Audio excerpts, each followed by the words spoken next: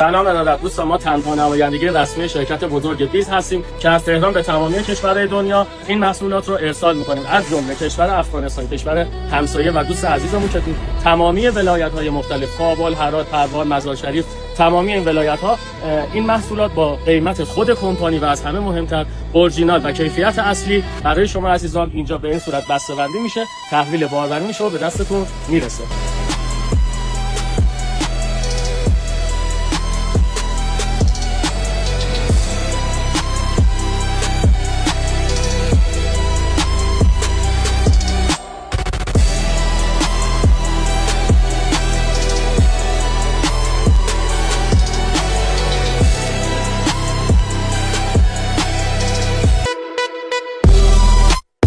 اینجا تهران نمایندگی اصلی شرکت بیز هستش که محصولات داره بارگیری میشه، به کشور افغانستان میرسه، در شهر کابل تحویل فروشگاه بزرگ بیز رویال میشه که توسط فروشگاه بزرگ بیز رویال به تمامی ولایت‌های افغانستان ارسال میشه.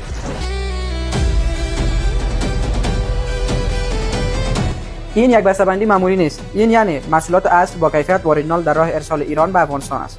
از برندهای لاکچری کوین، گاچو، ویتابیلا، همچنین انواع و اقسام دمنوش‌ها، سیری سیاه و انواع و اقسام محصولات پرفروش و پوست مو. چیزی که بیز رویال متفاوت می‌سازد فقط محصول نیست، اصل بودن محصولات، کیفیت بالا و انتخاب درست است. اگر برای خرید